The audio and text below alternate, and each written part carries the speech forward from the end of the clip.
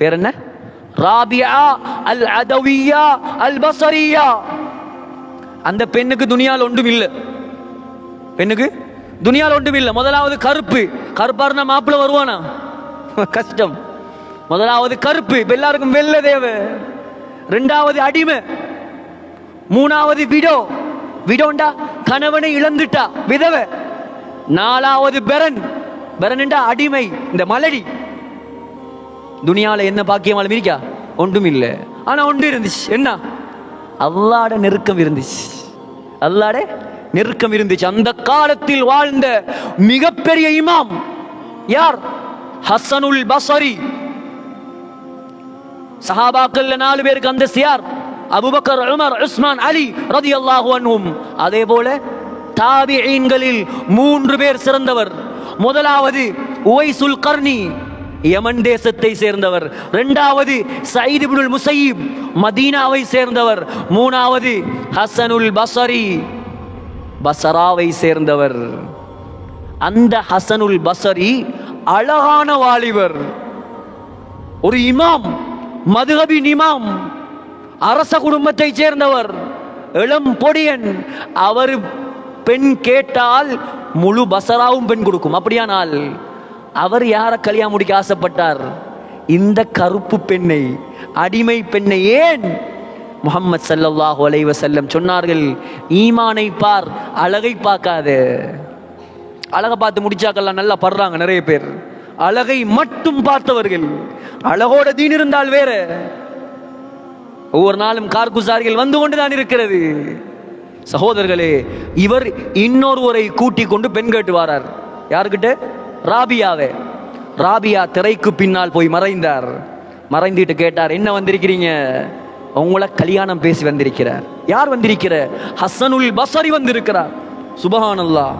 விடுவாங்களா? இப்படி ஒரு பெண்ணுக்கு இப்படி ஒரு மாப்பிள்ளை வந்தா விடுவானா யாராவது?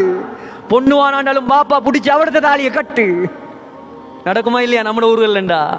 அந்த பெண் கேட்டா, அப்படியா, நான் 4 கேள்வி கேட்பேன். பொன் பார்க்க வந்த மாப்பிள்ளைக்கு வட்டலப்பம் கொடுக்காம கேள்வி கேட்கிறா.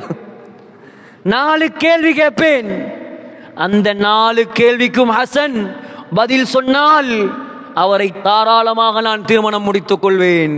பெண்களே நன்றாக கேளுங்கள், பெண்கள் அவசியம் கேளுங்கள். உலகத்தில் இப்படியும் பெண்கள் வாழ்ந்திருக்கிறார்கள். உலகத்தில் சாதிச்சது பொம்பளைகள் தானே, ஆம்பளைகளை விட. முதலாவது இஸ்லாம் யாருக்கு? யாருக்கு? ஒரு பொம்பளை, ஹதீஜா ரலியல்லாஹு அன்ஹா. முதலாவது ஷஹீத் யாரு? ஒரு பொம்பளை, சுமையா ரலியல்லாஹு அன்ஹா. இமாம் புகாரியை உருவாக்கினது யாரு? ஒரு பொம்பளை. இமாம் ஷாஃபியை உருவாக்கினது யாரு? ஒரு பொம்பளை. இமாம் இப்னு ஹஜர் அஸ்கலானியை உருவாக்கியது யார்? ஒரு பொம்பளை. ஹாஜா முஈனுத்தீன் சிஸ்தி ஒரு பிரயாணத்தில் 70,000 பேர் இஸ்லாத்துக்கு வந்தாங்க. உருவாக்கியது யார்? பொம்பளை. இப்படியும் வாழ்ந்திருக்கிறாங்க பொம்பளையில். பக்கத்தில் வந்தவர் சொன்னார், 4 கேள்வியா? இவருடைய அறிவு கடல், எத்தனை கேள்வியும் கேட்கலாம். அப்படியா? கேட்கிறேன். முதலாவது கேள்வி, ஹசன், நான் மரணிக்கும் பொழுது சக்கராத்தில் களிமா வருமா எனக்கு? முதலாவது கேள்வி இடி. ஹசன் சொன்னார், ராபியா, நீங்க களிமா சொல்லுவீங்களா இல்லையான்னு எனக்கு எப்படி தெரியும்? எனக்கு தெரியாது.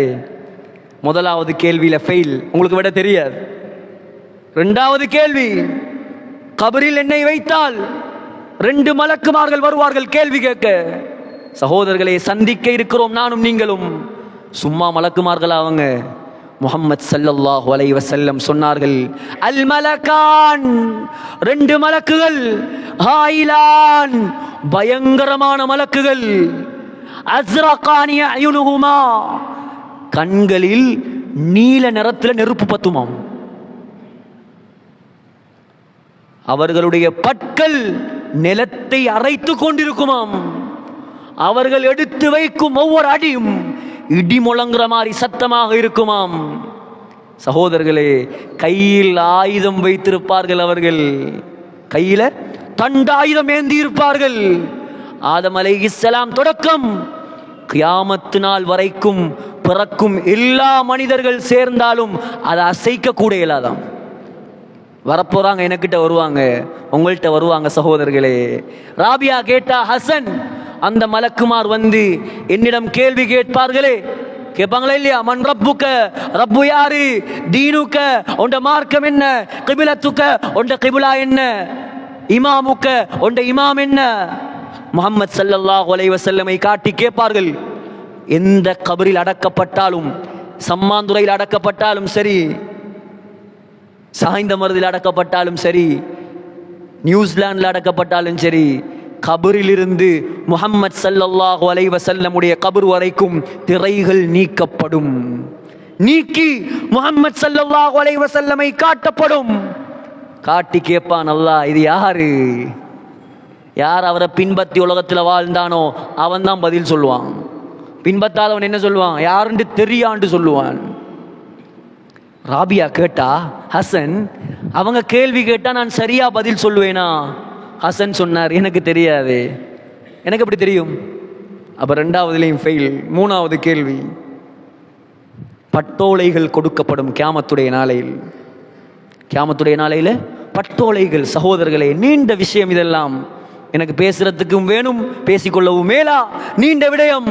பட்டோலைகள் கையில் அல்ல, பறந்து வரும். எப்படி இருக்கும்? பட்டோலை எல்லாம் கோடிக்கணக்கான பட்டோலைகள் பறந்து வரும். நல்லவனாக இருந்தால் பட்டோலை தானா வந்து கொண்ட வழக்கரத்தில் விழும். பாவியாக இருந்தால் கை பின்னுக்கு போகும், இடது கை முதுகுக்கு பின்னால் பட்டோலை கொடுக்கப்படும். முடிஞ்சு அவர் அதோட முடிஞ்சு. ராபியா கேட்டா, ஹசன் எந்த பட்டோலை வளர்க்கறமா இடக்கறமா? ஹசனுக்கு சொல்லலாமா? சொன்னார், தெரியாது.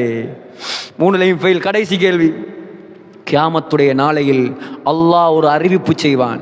என்ன அறிவிப்பு? முழு உலக மக்களையும் ரெண்டாக பிரிப்பான்.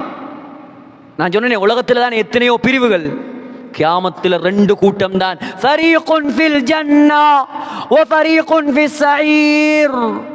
முதலாவது சொர்க்கவாதிகள், இரண்டாவது நரகவாதிகள். இந்த கூட்டத்தில் எதில் நான் இருப்பேன்? சொர்க்கவாதியா நரகவாதியா? ஹசன் சொன்னார், தெரியாது. ராபியா சொன்னா, ஹசன் நீங்கள் வேற யாரையாவது பார்த்து திருமணம் முடித்துக் கொள்ளுங்கள். திருமணம் முடித்து இன்ப வாழ்வு வாழ்வதற்கு நான் தயாரில்லை. ஏன் தெரியுமா? ஒவ்வொரு நாளும் இந்த கேள்விகள் என்னை கொன்று கொண்டே இருக்கிறது. இதற்காக நான் தயாராக வேண்டும். சகோதரர்களே, ஒரு நாளையில் எப்படி யோசிச்சிருப்போமா நாம?